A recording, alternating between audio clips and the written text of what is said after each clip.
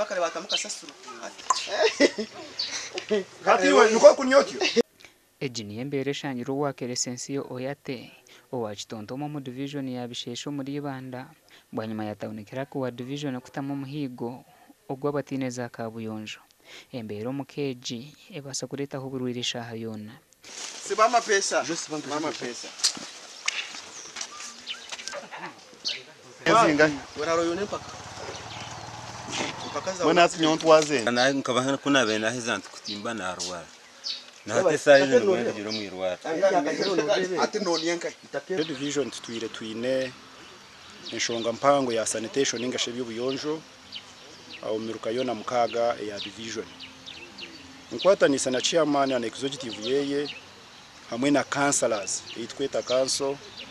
twire tugenda ngutugiro bwiro kureba ngo bisheshe abantu bona batine la trains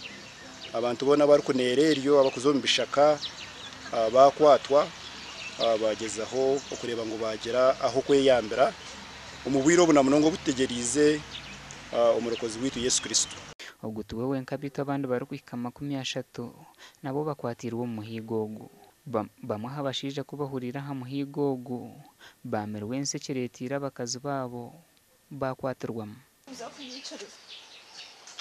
Ebya magara twarizamu bisheshe division umwanya tukabonereje aho abantu bingi batwatite bineratrimu kuko mukuri abantu aho twakwatabo batwente babone ngo mbwire bwingi twabahereza abazabone ingiretazi twabahereza ubwire kuko ati barakwasage twakosire baye baki namazi matogine kandi nyene n'uko zisakuka imena ndizo na iyo ni nyumbe abakwasirwe bwa nyuma yo kutwarwa polisi ya division bashabira kusasirwa kandi baraganise okumbeka za Kabuyonjo okorgerera hari nyango burofa wa division eji ibyo buyonjo mu cweke kibikiruko kandi obucweka 50 na mukaga harigana tibineho kwejonara gasha kwa Timothy Mushabe.